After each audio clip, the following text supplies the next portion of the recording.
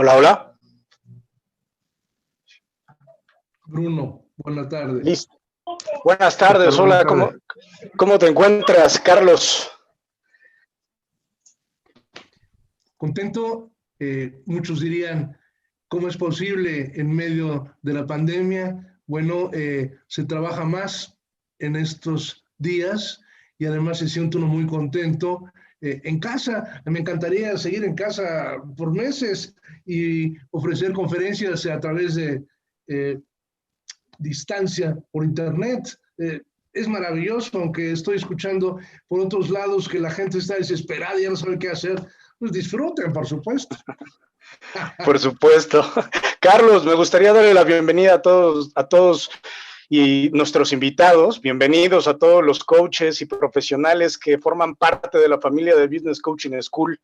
Este es un programa que le denominamos Ideas, presentado por su servidor Bruno Gutiérrez. Se trata de una charla entre amigos, maestros y profesionales que estamos interesados en temas de alta importancia para nuestra profesión y nuestro expertise. Lo que tratamos de hacer aquí es charlar de la manera más simple, más espontánea, pero también queremos ir al grano, desmenuzar todos estos conceptos, hacerlos cachitos y llegar al fondo de ellos para que podamos darle la esencia, el entendimiento, pero sobre todo una práctica en donde estamos trabajando todos nosotros. Este esfuerzo es de toda la familia de Business Coaching School, comandada por el ya y famoso gran coach Osvaldo Toscano, que le mando un abrazo. Y el día de hoy nos toca un tema que, como verán en sus pantallas, es hartamente difícil, dirían por ahí, pero muy famoso. De todo mundo lo tiene en la mente, todo mundo lo quiere comentar. Algunos no sabemos o no saben de qué se trata, no saben cómo implementarlo bien y sobre todo en estas épocas, el cual es liderar en tiempo de crisis. Y para poder charlar y entender un poco más de este tema, traemos un invitado de lo que le sigue de lujo. Más o menos les voy a dar un poquito de lo que él es, pero solo un poco, porque tiene mucho. Nos tardaríamos la hora hablando de todo lo que nuestro super invitado ha hecho a lo largo de su carrera. Él es coaching ejecutivo certificado por Business Coaching School y a través de la UTLAP, la Universidad de las Américas Puebla. Fue consultor en Ernst & Young, doctor en Ciencias de la Educación por la Universidad del Valle, maestría en Administración y en Ciencias Políticas por el Instituto de Estudios Superiores y Administración Pública. Además, es ingeniero químico.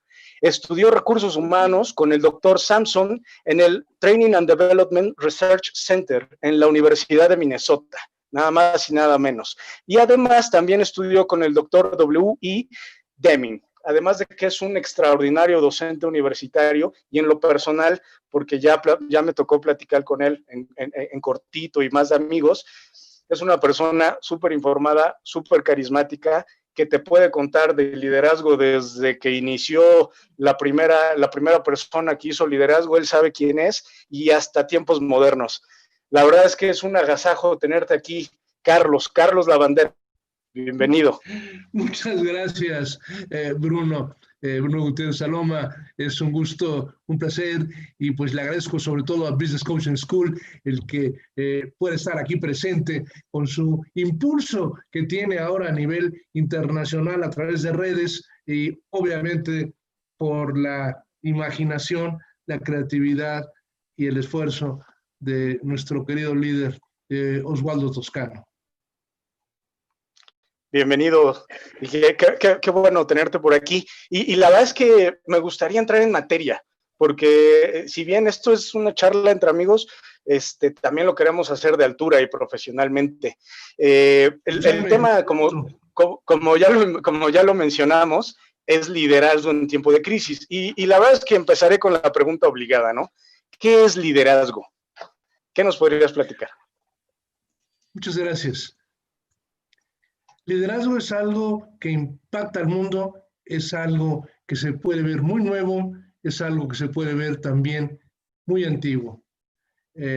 Alguien dice que la primera profesión del mundo es ventas, otros dicen que la primera profesión del mundo es prostitución, otros más comentan que la primera profesión del mundo es formar una familia, y dentro de la formación de la familia pues hay un líder o una lideresa, y ahí está el liderazgo, sin duda. También el momento en que los nómadas se acercan a un grupo, ese primer instante necesariamente implicó el liderazgo. Son tres los elementos fundamentales en un análisis, yo diría, un poco sociológico de ello, del liderazgo, que son el líder, los seguidores y el liderazgo. Una fuerza, una energía que une a una persona probablemente carismática con un grupo social que se atreve a acercarse al líder. Hay quienes están estudiando últimamente precisamente ese tema en la República Mexicana, el de el liderazgo analizado desde el punto de vista del seguidor. Hablan del primer seguidor, del segundo, y así. Claro que también se puede estudiar desde el punto de vista de los seguidores, porque todos los estudios que se han venido dando son fundamentalmente en la imagen pura del líder. Desde que empezaron las pequeñísimas agrupaciones de seres humanos, debió existir un líder. En el caso de los chimpancés, aquí tengo un ejemplo de un pequeño chimpancé. De esos todos tenemos un chimpancé, por cierto, en la mente. En fin, es un modelo, es un modelo de neurociencia. Desde los chimpancés siempre hay un mono alfa y una agrupación de monos. La diferencia está, no sé si lo saben bien, pero bueno, la diferencia está en que el mono alfa camina así. O sea, que abre los brazos, abarcando todo su tórax. Y los demás monos pues le siguen. Es la posición así clásica en mono alfa. Los seres humanos hacemos lo mismo, por cierto. El que se siente mono alfa, hombres y mujeres, caminan con los brazos un poco separados. Y son los que más ríen en una entrevista, en una reunión. Se sienten los monos alfa y los demás los siguen. Sin embargo, había platicado contigo de que se tienen experiencias simplemente desde hace unos 2500 años, o sea, 500 años antes de Cristo, en Egipto, en que se analizaba la escritura, los jeroglíficos de egipcios, y encontraron esos tres elementos. Un dibujo de un líder, un dibujo de un seguidor y un dibujo de ese subjetivismo, esa energía que une al líder y al seguidor, que se llama liderazgo. Y ahí empieza el liderazgo. Increíble. Ya tenía el gusto que me había comentado algo así el doctor, lo vuelvo a oír y de verdad me dejas sorprendido. Oye, pero tengo una pregunta respecto a esto. Dices que algunos chimpancés o gorilas tenían como las cualidades, y entonces viene una pregunta que la he visto en todos los foros. ¿El líder nace o se hace? Y le quisiera aumentar, ¿existen características con las que nacen propicias para tener liderazgo en un grupo? La verdad es que sí nace. Y se ha demostrado que también se hace. Primero déjame comentarte el hecho de que sí nace, o sea, el líder nace. Y va un ejemplo interesantísimo. Pierre Bourdieu, franceses, Bourdieu, sociólogo muy importante, por ahí está el libro, en uno de esos lugares, habla de la teoría de la reproducción. En el siglo XX ellos escribieron que hay una teoría de la reproducción, con independencia de la parte sexual, separando eso.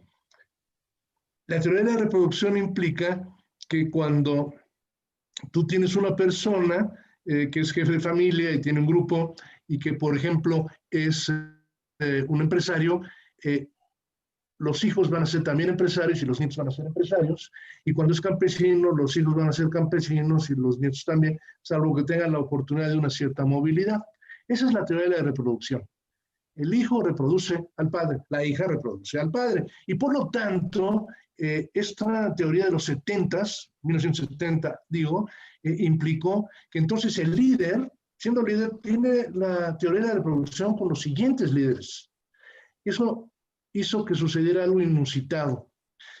En un momento dado, el Banco Mundial retiró ayudas a diversos países porque pensaban que si ya está totalmente revisado, que no hay esa movilidad tan fácil y gratuita entre un papá, un hijo y un nieto, entonces se queda el mundo como está. Por supuesto que esa es una equivocación. Después de la teoría de la reproducción vino la teoría del capital humano y finalmente se quedó en la nueva teoría en donde uno choca con el otro y se llama una teoría de la complementación y bueno, de las resistencias. En la teoría de las resistencias existe una resistencia entre lo que el hijo que salió de una familia empresario y que a lo mejor quiere ser un gran empleado de una empresa o quiere ser agricultor en su campo de acción o quiere ser cazador, se me ocurrió ahorita, o aventurero, y así.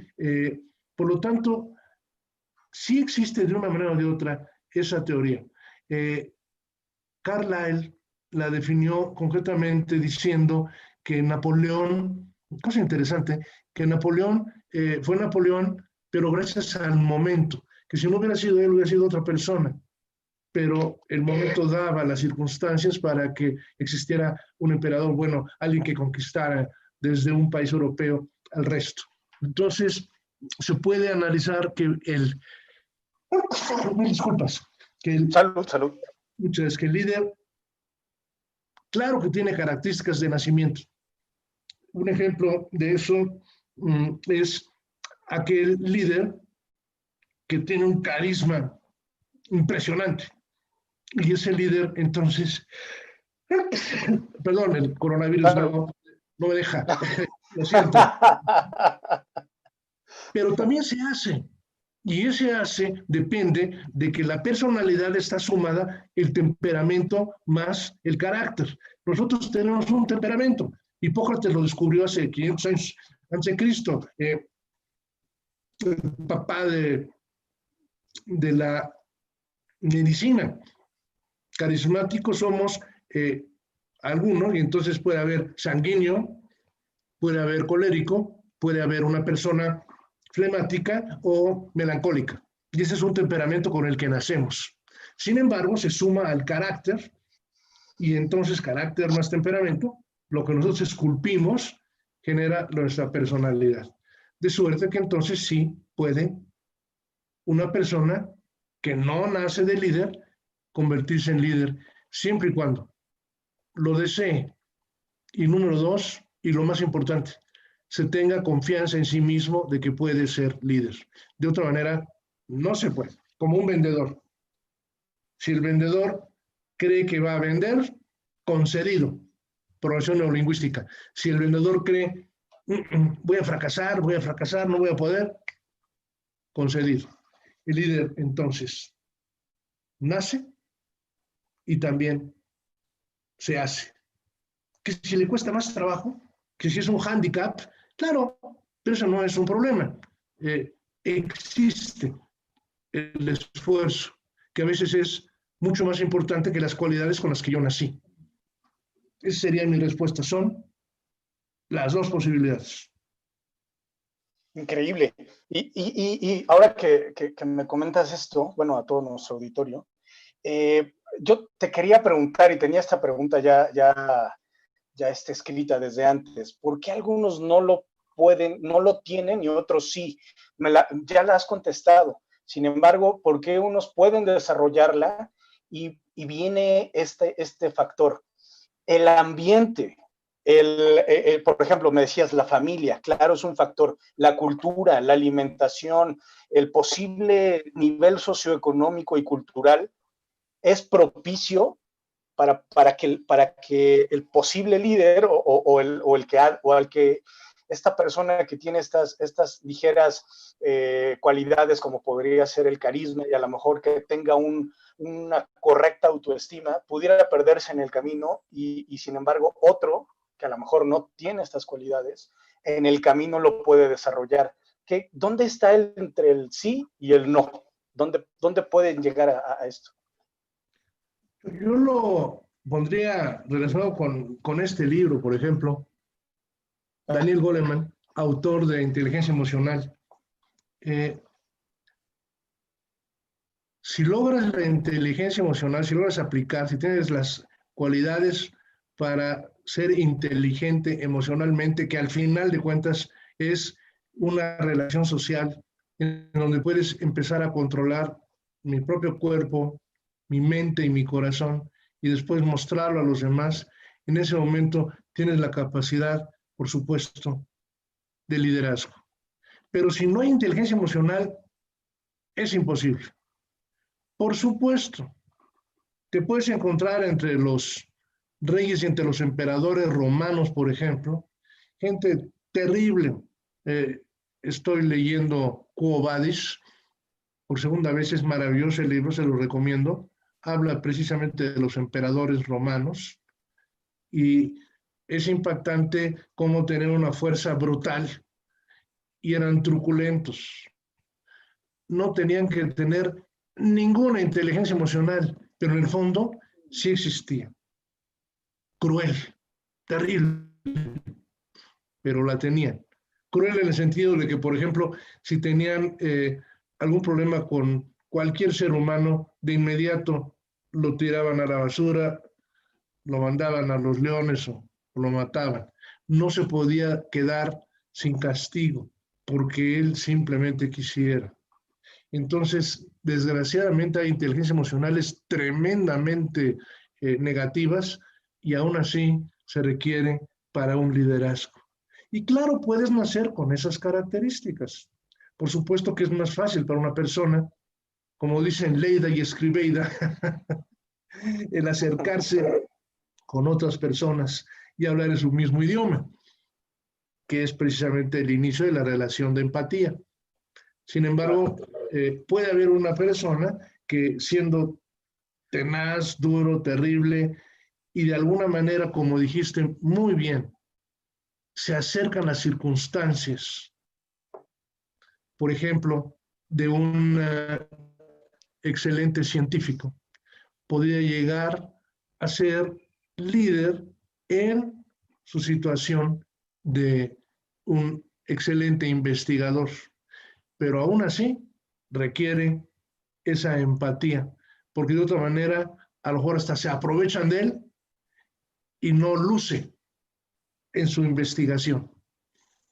Claro, totalmente. Sería la conclusión que les propongo y a todo el mundo. Tenemos que tener inteligencia emocional, señores. O sea, Daniel Goleman no vino aquí sino para quedarse en el mundo de hoy. Una invitada del auditorio nos dice que Claudia Ayerbe dice así: una persona que tiene un carácter dócil y sensible puede llegar a desarrollar habilidades que permitan tener un carácter más fuerte, y esto es relevante para un líder, nos pregunta.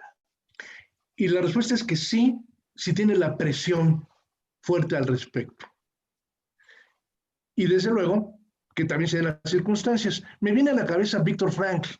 Víctor Frankl estuvo en Auschwitz, en ese lugar tremendo en donde la gente moría.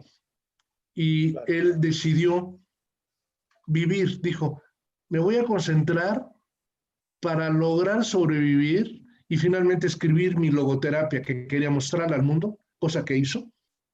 Logró sobrevivir sobre 1000 complejidades, su familia, su esposa, etcétera, fallecieron, desaparecieron en esos lugares terribles, porque él se impulsó y dijo, yo quiero hacerlo. Y hacerlo. Es un poco lo mismo en una explicación muy dirigida hacia el liderazgo. Yo no creo que todo el mundo quiera ser líder como tal. Muchos se les da por añadidura, eso es un hecho. O sea, no se despierta uno y ajá, dentro de 5 años yo voy a ser líder de tal cosa. No, tal vez sea que dentro de 5 años quiere destacar en un campo de acción, en un campo profesional, y después se convierte en un líder porque, bueno, se le van dando las situaciones. Claro. Y entonces sí, alguien que sea dócil, sencillito y humildito, como dicen por ahí, claro que puede ser un gran líder. Conozco líderes que tienen una voz impresionante y que siempre han querido ser líderes. Y conozco líderes que, bueno, pues no hablan, digamos, con un tono de liderazgo y aún así llegan a ser grandes líderes. Claro, es un hándicap. Una persona que habla de esta manera, pues le cuesta más trabajo tener esos seguidores. Pero claro que se puede. Y se dan entonces dos situaciones. Por eso tanto se ha escrito de liderazgo, porque no tienes una relación. Hay una relación, por ejemplo, de Gallup, una empresa importante, que tiene 34 puntos de liderazgo. Sin embargo, analizas otros y te encuentras un punto 35, un 36, y ese también es líder, pero le faltaron 4 y le sobraban otros 6 de acá. Por eso, porque el líder se da cuando uno quiere llegar a ser líder, y también se da porque poco a poco las situaciones se van dando y tú tomas el liderazgo debido a otra situación adyacente que es la que te gusta. Yo pondría dos características. Una fue la inteligencia emocional y la otra es sí quiero, sí puedo. Tengo confianza en que lo puedo lograr. Si yo quiero, ya está. ¿Les puedo agregar otra cosa? Porque ya hasta pena me da que hemos hablado mucho del punto.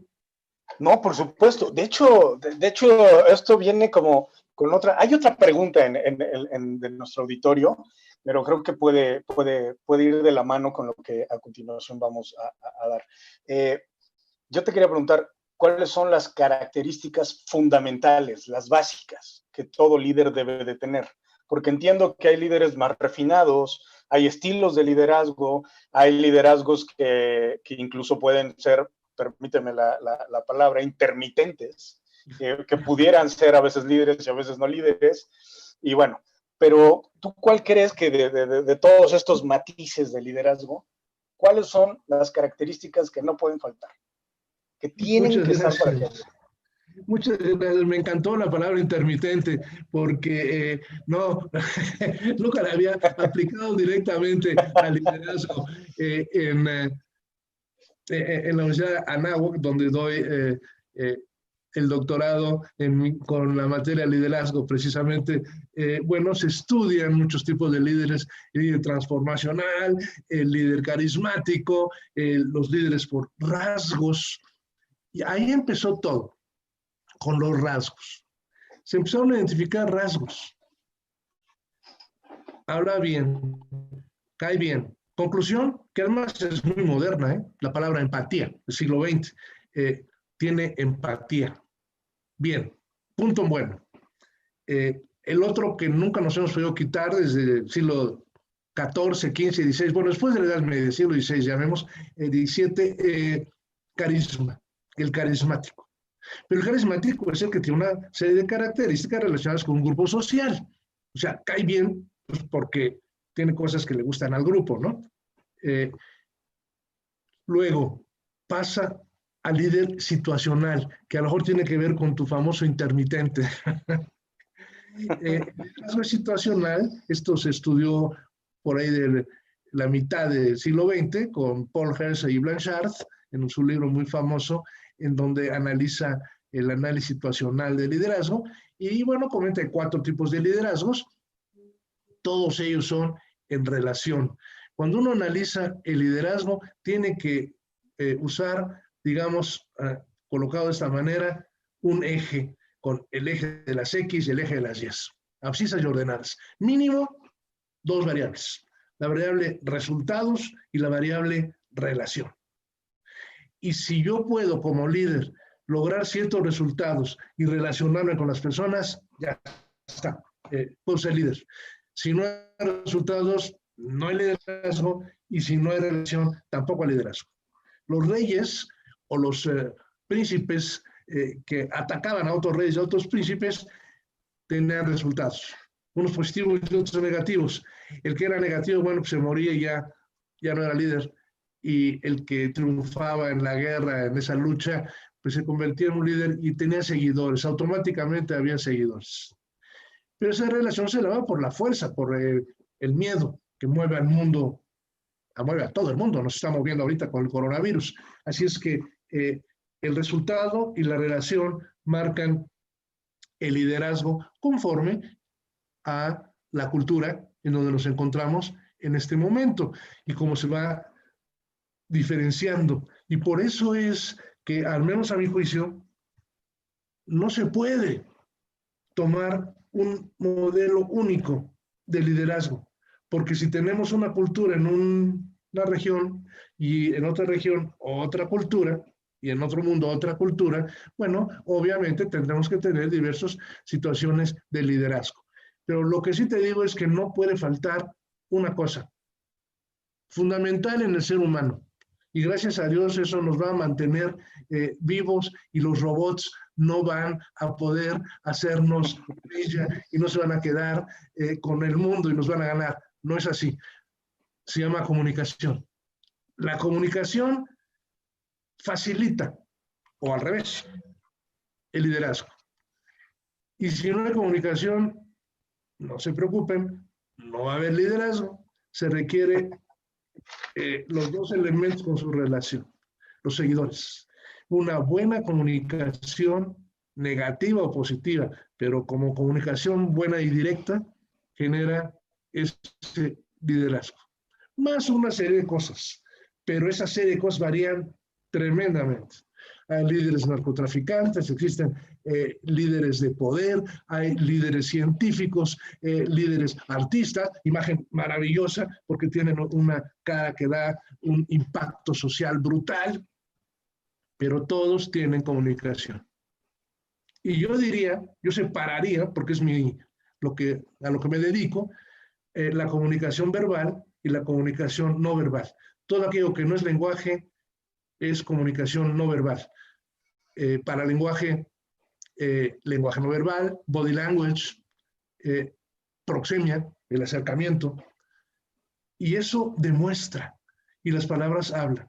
No puedo separar al ser humano de la comunicación no verbal y la comunicación verbal porque somos holísticos, tenemos cuerpo, alma, como dicen, cuerpo, mente y corazón, espíritus encarnados. Entonces, la comunicación verbal más la comunicación no verbal manejada de cierta forma es, a mi juicio al menos, la mínima expresión de un posible liderazgo. Totalmente, no, totalmente de acuerdo. Incluso me gustaría, bueno, antes déjame comentar algo. Nos estaba preguntando justo lo que acabas de decirnos, que es cuál es la relación del lenguaje no verbal con el liderazgo, que creo que ya está contestado, y dice si existen entrenamientos relacionados con el lenguaje no verbal exitoso. Me imagino que sí se puede mejorar esta cualidad. Ese es, yo diría, no hoy, pero va a ser el pan nuestro de cada día. Yo veo, para contestarlo, te hago una pequeña ampliación. Yo veo el siglo XXI, el siglo de la psicología, de la sociología, de la antropología, inclusive de la teología. Y felicidades a los psicólogos y a los psiquiatras y neurocientíficos que nos están escuchando. Es el siglo de ustedes. Digo de ustedes porque yo ya me voy, o sea, ¿cuánto puedo durar? ¿Qué pasó? Te queremos aquí otro rato. Hierba mala nunca muere, ¿verdad? Bueno, pero no lo podía decir aquí, imagínate. Pero como pues ya voy de salida, de una manera o de otra, y a ustedes les toca llegar al 2100, o sea, llegar hasta el siglo XXII, manejando la psicología profundamente en estos momentos tan interesantísimos, en donde la tecnología, en donde la informática, en donde los sistemas, y obviamente Internet y redes, han dado la oportunidad de estudiar esta cosa, no la cabeza, el cerebro humano, y que no solo el cerebro, el montón de lugares donde tenemos neuronas en diversas partes del cuerpo. O sea, entender más al ser humano. Y eso nos lleva a que efectivamente vamos a empezar a estudiar muchísimo toda esa comunicación no verbal. No hay duda. Tuve hoy en la mañana un programa de este tipo a distancia, una especie de webinar, y había un problema. algunas de las personas participantes no prendían su cámara. ¿Y saben qué pasa? No hay comunicación.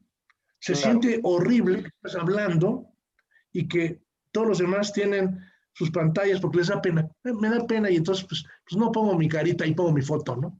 Pero entonces no hay esa comunicación, no hay esa estrechez. Y al revés les puedo decir algo, para que vean ese impacto, no solo de las palabras, sino de lo que no son palabras. Mis hijos viven en Italia. Bueno, me prometieron no ver el programa porque serían 2, 3 de la mañana en esos momentos. De cualquier manera, nos vemos un día sí y otro no, a través de Internet, de WhatsApp, de Zoom, etcétera, y nos sentimos a gusto. Y por eso estaba diciendo al principio del programa que la verdad yo estoy a gusto con mi esposa y mi esposa conmigo, bueno, espero, eso ya pregunto a ustedes. Vivimos adentro de una casa lo suficientemente tamaño bien como para poder ir al jardín, y al comedor, y a la sala, y a la biblioteca y sentirnos a gusto. Porque tenemos a nuestros hijos viéndolos a través del iPad. ¡Wow! ¿Se imaginan ustedes en estos momentos y que no hubiera internet y que yo no supiera ni idea, más que por teléfono, el dinero que me gastaría en las llamadas telefónicas a Europa? Sería impactante. Sí, el lenguaje no verbal, comunicación no verbal, llegó para quedarse. Estudios de este tipo se seguirán haciendo múltiples. Te doy un ejemplo de un detalle chistoso del lenguaje no verbal. Conste, es no verbal. El correo electrónico. Hemos estado estudiando eso. Hay quienes lo han estudiado, especialmente los bancos, y comentan esto. Cuando uno escribe con mayúsculas todo, es menos sujeto de crédito que cuando una persona escribe con altas y bajas. La hipótesis que tengo, pero es una sola hipótesis, es que voy a tener ciertos más enojos, ira, y entonces todo lo escribe con mayúsculas porque él es el mero mero. Y eso puede llevarle a no tener esa facilidad de hacer sus pagos a tiempo. En fin, eso es lenguaje no verbal. ¿Cómo escribes? No es verbal. Claro. Sí, los robots van a hacer 1000 cosas. Nosotros nos vamos a comunicar y a fijar objetivos, misión, visión, valores, obviamente, estrategias, modos de ser, comportamientos. Vamos a formar cultura y vamos a seguir formando desarrollo humano.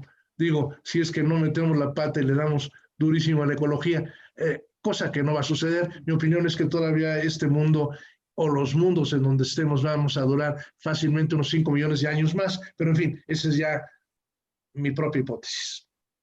Perfecto. Increíble.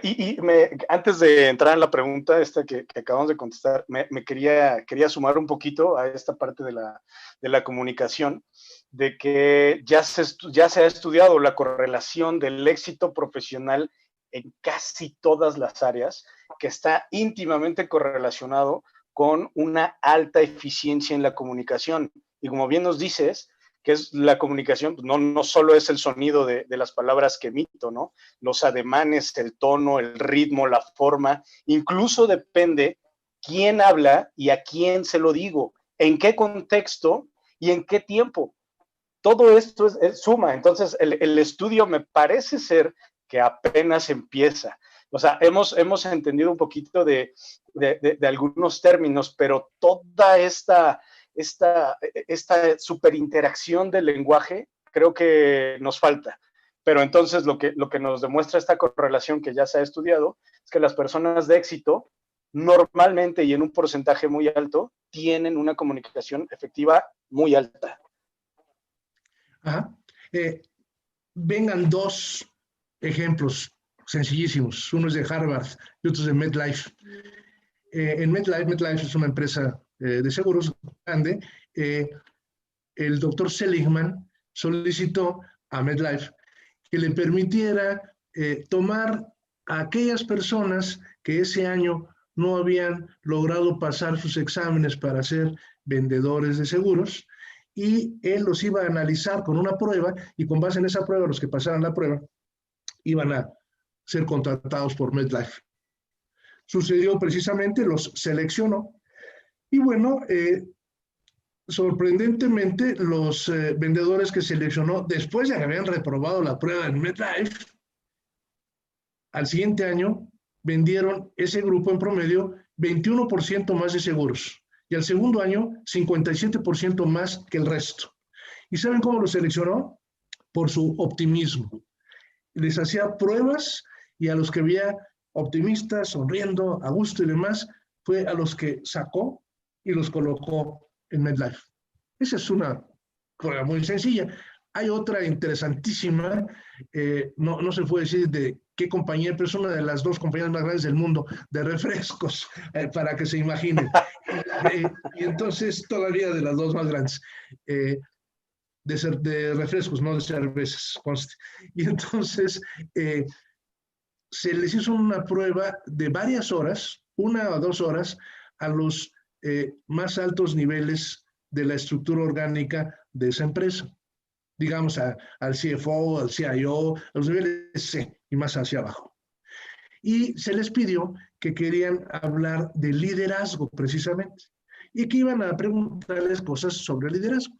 En realidad no era así. Creo que fueron 20 y tantas personas los que se les hizo el análisis.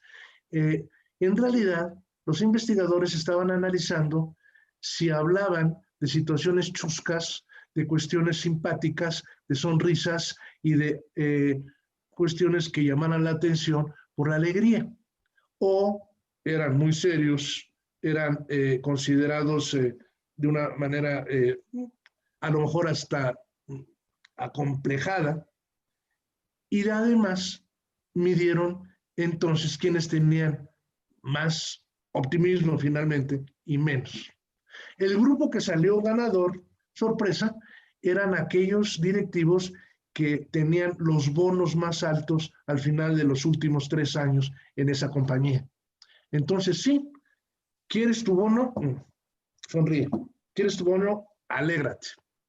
Y así empezamos. ¿Cuántas sonrisas, cuántas carcajadas o risas tiene un bebito recién nacido? Del orden de 450 o más al día.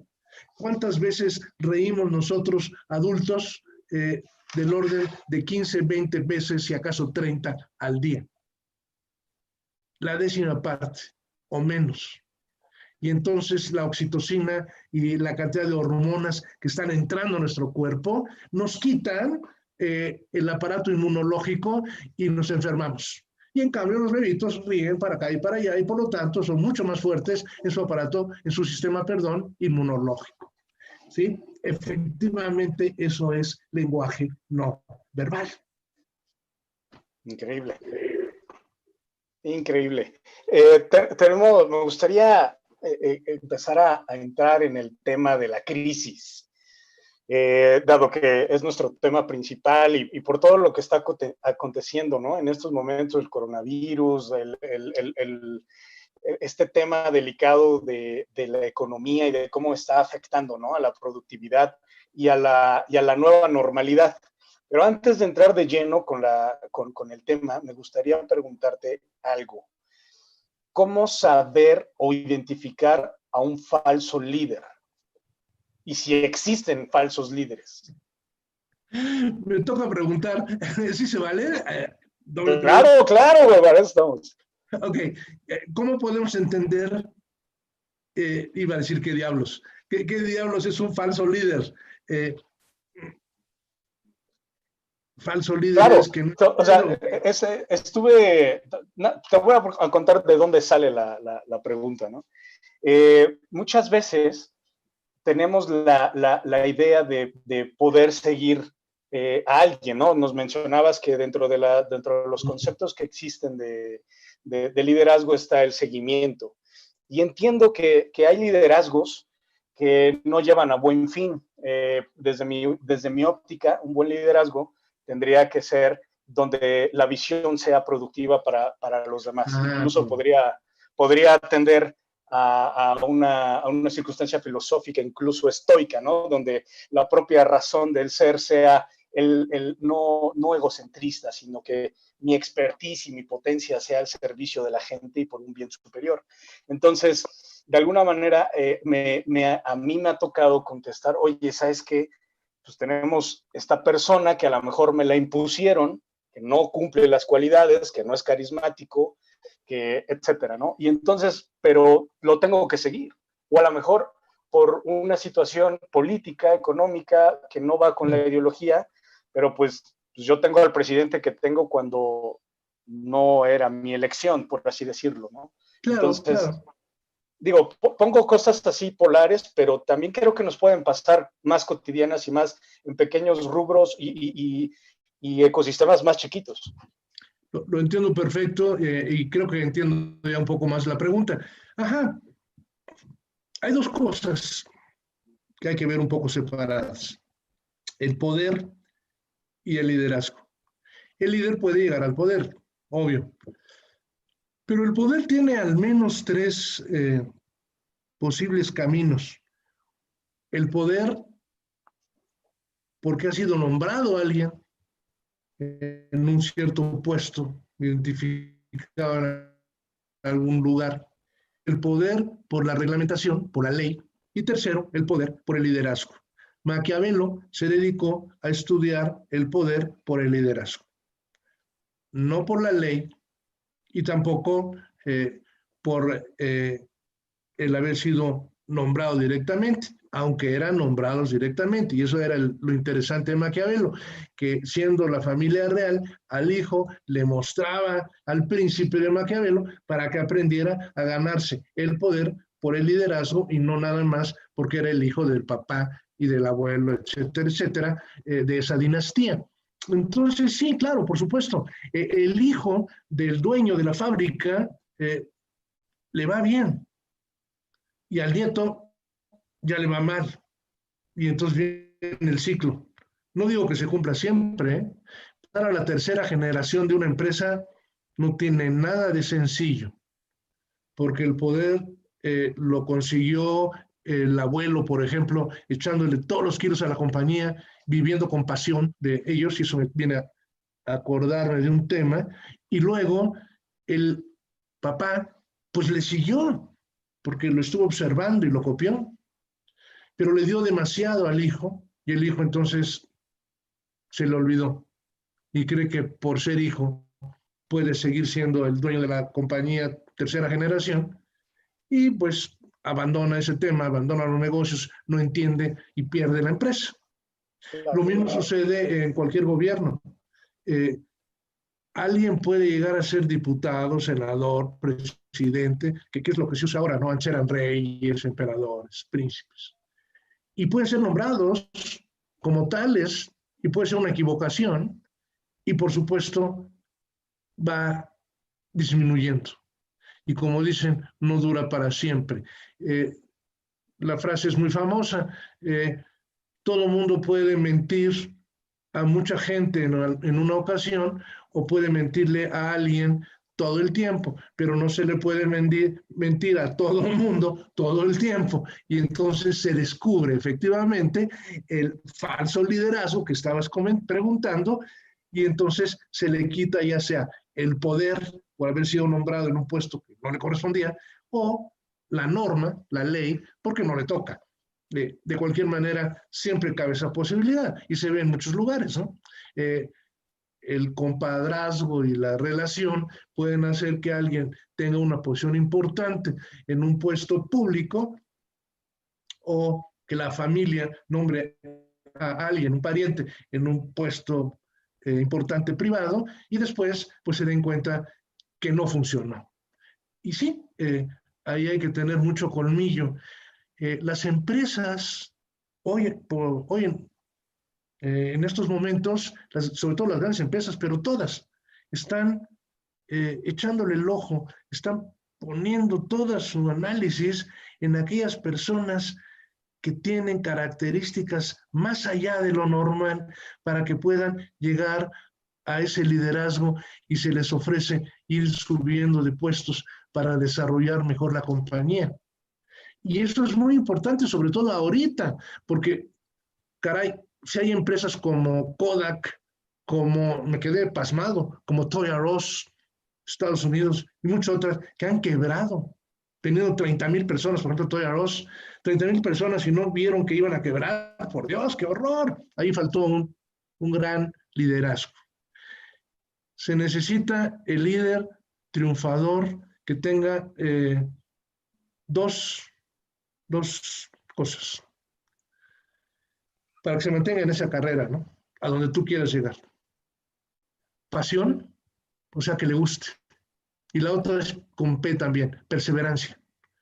Tú buscas a alguien que tenga perseverancia y que tenga pasión, que le encante lo que está haciendo y que además persevere ante todas aquellas barreras que se le van poniendo todos los días en su vida común diaria, y lo va a lograr. ¿Qué? Bueno, a lo que está buscando. Claro. Pasión y perseverancia. Hay un libro, ¿no? Que creo que Grit se llama, este término está muy de moda en Estados Unidos. Que justamente nos habla de esto, ¿no? No sé si supiste, pero esa es una investigación maravillosa. Esta mujer encuentra que en los Marines de los Estados Unidos y en el ejército se quedan a un lado, se echan a perder. O sea, aunque les hacen miles de pruebas en 3 meses, en cuanto entran, más de la mitad, creo que de 300 quedan como 40, 50, dejan de ser en la escuela de oficiales, querer ser oficiales en los Estados Unidos. Es increíble. Y entonces esta mujer tomó la batuta y dijo, yo voy a investigar qué les pasa. ¿Cómo es posible que hagan un esfuerzo tremendo y después digan, no, pues ya siempre no? Y midió eso. Midió que los que se quedan son aquellos que tienen pasión y perseverancia por ese puesto, por ser oficiales en West Point y terminan en West Point. Léanlo, vale muchísimo la pena. Sí, y creo que quedaría como anillo al dedo para el tema que nos estás compartiendo, Carlos. Ahora sí, entramos a la carnita, aunque ya estamos casi al final de la entrevista, pero que en esta época de pandemia, de crisis, de desesperanza, de ansiedad, ¿necesitaría otras características el líder o son las mismas? ¿Cómo puede emerger el liderazgo en época de crisis? Necesita otras características. Efectivamente, necesitamos más características, y yo diría humanas. En las escuelas se nos ha estado olvidando meterles ese tema. Ya se colocan materias humanistas. O sea, tenemos que ser más humanos. Ya se empezó a través de la cuestión ecológica y demás a decir, caray, tenemos que cuidar nuestro mundo, ¿no? Nuestra casa. Sí, cada vez va a ser más difícil.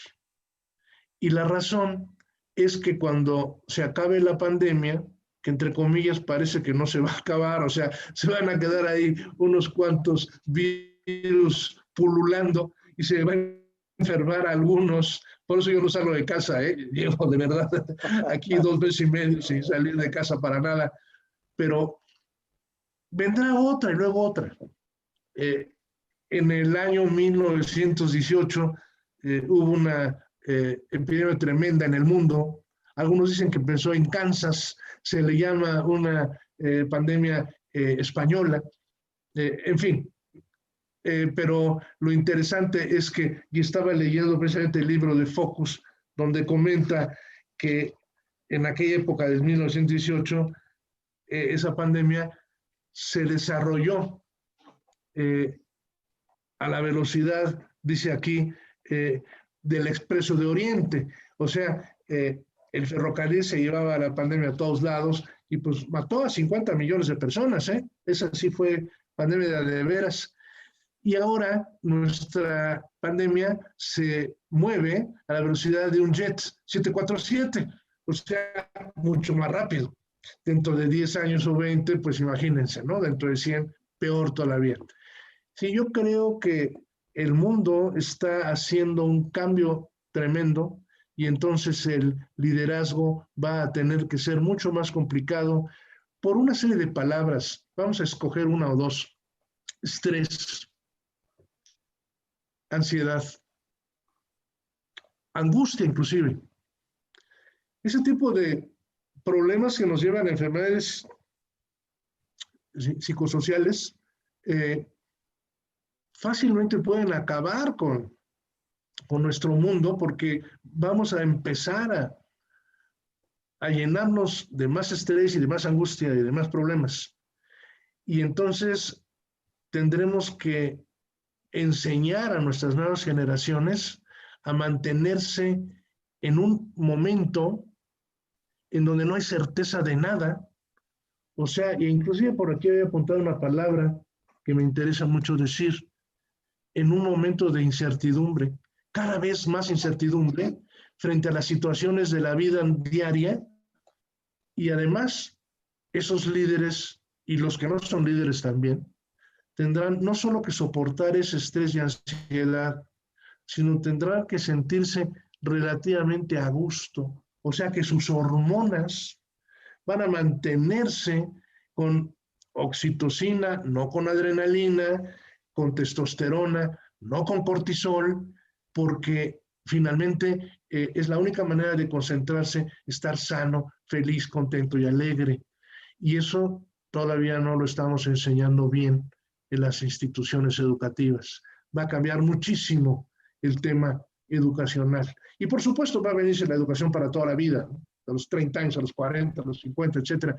Y desde los 10 se va a tener que revisar a fondo el tema familiar y el impacto que tiene el bebito que es malcriado, que no está malcriado porque no esté bien creado, porque no tenga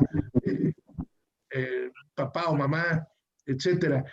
Sí, se va a modificar tremendamente el mundo en ese sentido. Increíble. Sí, yo también atino justo lo que estás diciendo, que tenemos que desarrollar nuevas competencias para poder afrontar nuevas eras, ¿no? Y tiene que ver con algo que nos estabas comentando ahorita, que sucede en el libro del arte de la guerra, ¿no? Tiempos difíciles crean personas fuertes, que personas fuertes crean tiempos de prosperidad, y tiempos de prosperidad crean personas débiles, que crean a su vez estas personas débiles tiempos de crisis, ¿no? Entonces es como este círculo vicioso, y ahora en estos tiempos de crisis pues nos toca elevarnos y desarrollar competencias para tener más valor, más fuerza y poder hacerle frente, ¿no? Creo que es indispensable poder desarrollar nuevas competencias, no solo para el liderazgo, sino para básicamente todas las áreas de desarrollo que tenemos. Sin duda alguna, la adaptabilidad del ser humano es lo que nos ha mantenido en lugar de los dinosaurios que ya se murieron. Creo que el 90 y tantos % de las especies de hace 100,000 años para acá han desaparecido, y bueno, el ser humano, gracias a Dios, no, y las cucarachas, pues tampoco, porque ambos tenemos mucha adaptabilidad. Y creo que van a seguir. Y dice que inclusive aunque se queden sin raza humana, pero ciertamente la adaptabilidad es maravillosa, y eso implica golpes en tiempos de crisis, por supuesto. Que te diré, hay una relación que nunca he llegado a investigar a fondo. En historia, un doctor de la Ibero estudió y trabajó con la historia de la ciencia en México. Se ha escrito poco a ese respecto. Y por otro lado, Tomás Kuhn, historiógrafo y historiador, ha analizado las 21 sociedades del mundo y encuentra que hay relaciones entre la ciencia, el desarrollo científico, y luego la revolución científica, la revolución social finalmente, y el cambio del mundo. Mi hipótesis es que conforme va modificándose la tecnología, o sea que cuando se descubre, por parte de Newton, teoría de la gravedad y demás, se genera tecnología de suerte que vienen revoluciones y vienen cambios profundos sociales. Habría que estudiar eso.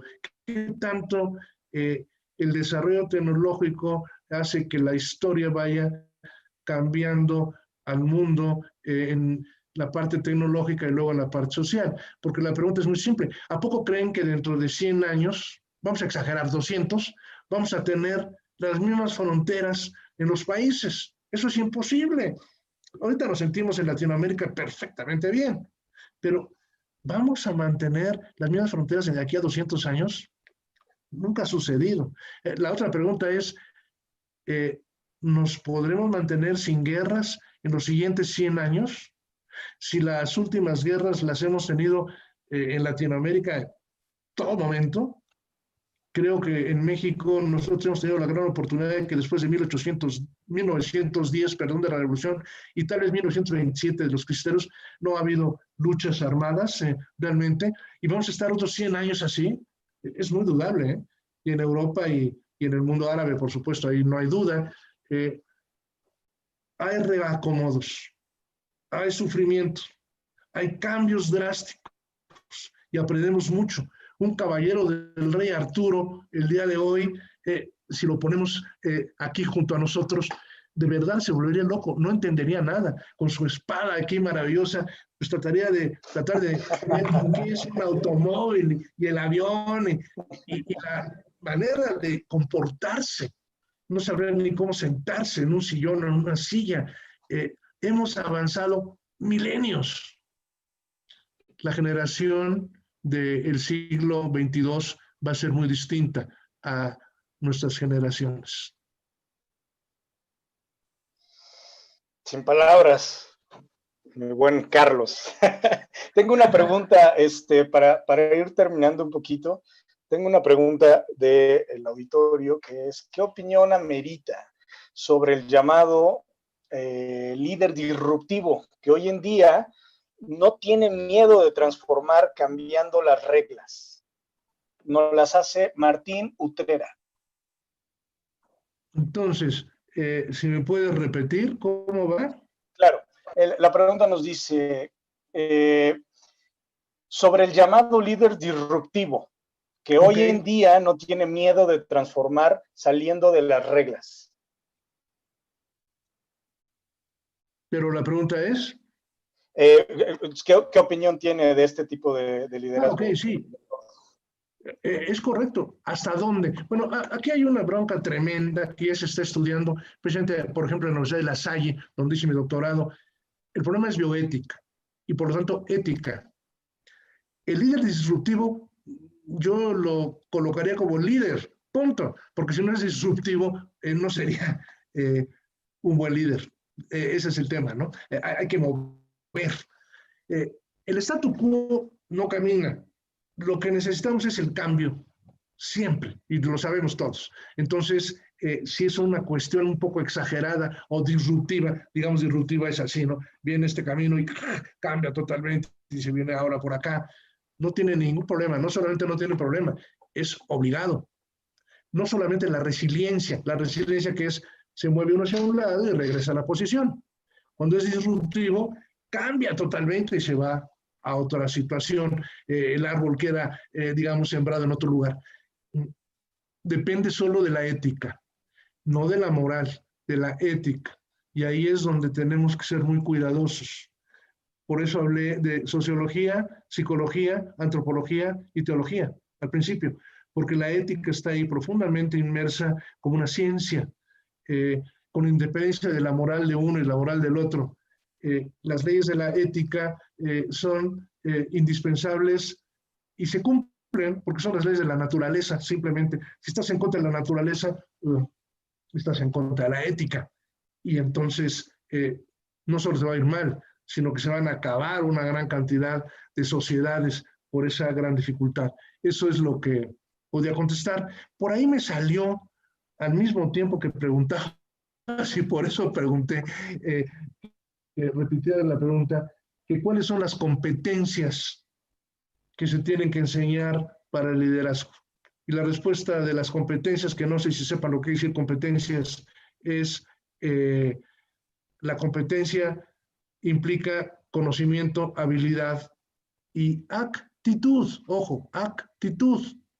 O sea que si yo soy plomero, un excelente plomero, y conozco muy bien de plomería y cómo soldar y todo, y tengo mucha habilidad manual para resolver todos los problemas de plomería, pero no me gusta ensuciarme las manos de grasa, no me gusta. ¿Saben qué? No soy plomero, por el hecho de la tercera actitud. Pues no eres plomero, no te gusta, por más que sepas lo que quieras saber. Y entonces esa es la competencia. La competencia, algo que implica conocimiento, habilidad y actitud. Y mucho tiene que ver con las soft skills. Empezamos con Daniel Goleman, seguimos con la neurociencia, abarcamos un poco de la metafísica, le entramos a programación neurolingüística, hacemos meditación. No sé si han escuchado ahora mindfulness, meditación, tal cual. Porque el ser humano es holístico. Tenemos alma, corazón, etc. Y entonces, esas competencias son las indispensables. Y por supuesto, las clásicas competencias que siempre hemos conocido. Matemáticas, lenguaje, oratoria. Son indispensables. Además de todo lo que tiene que ver con la neurociencia, the soft skills, cómo negociar, cómo persuadir. Tenemos por ahí un programa de cómo persuadir, verdaderamente importante, con lenguaje no verbal, cómo estudiar a las demás personas, cómo comprendernos y llevarnos bien, cómo no enojarnos con la esposa, ¿no? Es un feliz casado y gracias a Dios me ha soportado mi esposa y estoy muy contento por ello y creo que mis hijos también. Cuando nos ven que nos apapachamos ahí en el WhatsApp y dicen, caray, papito me dice, aquí en Europa no se usa casi, no hay papá y mamá que se abrazan y tienen a su hijo por allá. Eso es ética. Jala todo dar. A lo mejor ya me puse romántico. No, increíble. La verdad es que a mí necesitaría el iconito aquí del que te vuela la cabeza de WhatsApp, porque la verdad es que es algo increíble poder platicar con gente de tu nivel. Y yo creo que todos los que estamos en el auditorio y charlando esta tarde contigo está increíble. Por último, y para cerrar, mi querido Carlos, fíjate lo que te voy a pedir. ¿Cuál crees que sea tu mejor consejo para este liderazgo en crisis? Wow. Wow. Wow, Bruno. Mi mejor consejo. Que salga lo que yo sienta. Y la palabra que se me vino de inmediato a la cabeza es confianza. Realmente eso, confianza. Me refiero a que si yo le tengo confianza a mi esposa de que me va a hacer de comer rico, espero que sí esté escuchando por allá detrás de la puerta, de cenar, pues entonces, ¿qué creen? Pues me va a hacer de cenar sabroso, porque va a decir, él sabe que le va a hacer de comer, confía en mí y entonces, pues no lo voy a fallar. El jefe que le dice al subalterno, al colaborador, le dice, oye, sí, te encargo este proyecto, confío que lo vas a sacar a todo dar. La persona se va pensando en que ese señor, mi jefe, me dijo que confía en mí. Yo sirvo para él. Yo siento que me tiene la confianza. No le voy a fallar, voy a seguir adelante.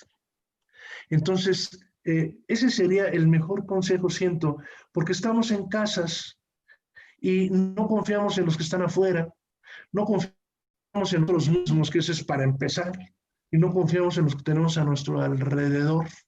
Si nosotros les sembramos la confianza a las demás personas, ellos nos van a dar la fe de que sí se puede.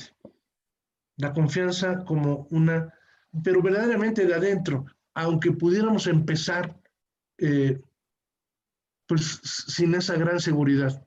Yo nunca le he dicho a mi esposa que su comida está mal.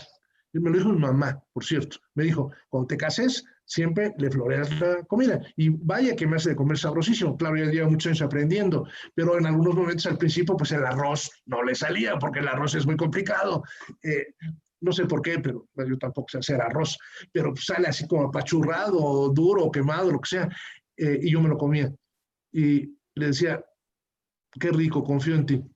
Hay mucho de lenguaje no verbal en ese sentido de programación neurolingüística, que le dices a una persona, ay, salió muy bien, pero le faltó sal.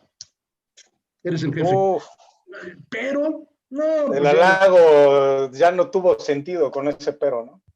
Confianza. Sigan su corazón, pero primero confiando en ustedes mismos. Es bien difícil, ¿eh? Tiene uno un montón de problemas desde niño que te dicen que no puedes, que no esto, que no lo otro. Y cuando uno siente que de veras puede hacer algo, confíen en que su trabajo va a salir bien, confíen en que el próximo esfuerzo que hagan para sacar dinero les va a funcionar, confíen en que el camino que van a tomar para llegar a una nueva compañía o a un nuevo cliente les va a funcionar, confíen en que pueden hacer una nueva venta. Tenemos que confiar en nosotros mismos y no confiamos, estamos ansiosos, estresados, asustados, el miedo nos echa a perder totalmente. Si nos quitamos el miedo y confiamos, ¡wow! Ya lo hicimos. Increíble, Carlos Lavandera. Y con esto nos despedimos. La verdad es que yo no tengo nada más que decir, más que hacerles un anuncio que Business Coaching School, desde donde podemos hablar de liderazgo desde un punto de vista teológico, antropológico, bioético, moderno y con previsión hacia el futuro, único lugar donde podemos hacer esto con el más alto nivel que existe y con los mejores profesionales para hablar de ello. Les hacemos el anuncio de que Carlos Lavandera se suma a las filas como nuestra contratación estelar de este año. Haremos su presentación oficial después, pero nos hace brincar de la butaca para aplaudirle a Carlos Lavandera, que ahora forma parte de la familia Business Coaching School como instructor y siendo un guía para todos los que necesitamos de gente con su expertise, con su conocimiento y con su carisma. A nombre de toda la familia de Business Coaching School, me despido de esta transmisión. Espero que les haya encantado como a mí me encantó platicar con Carlos Lavandera. Un fuerte abrazo para todos y nos estamos viendo más adelante. Chao, chao. Bruno, hasta luego. Hasta luego, Carlos. Osvaldo, muchas gracias.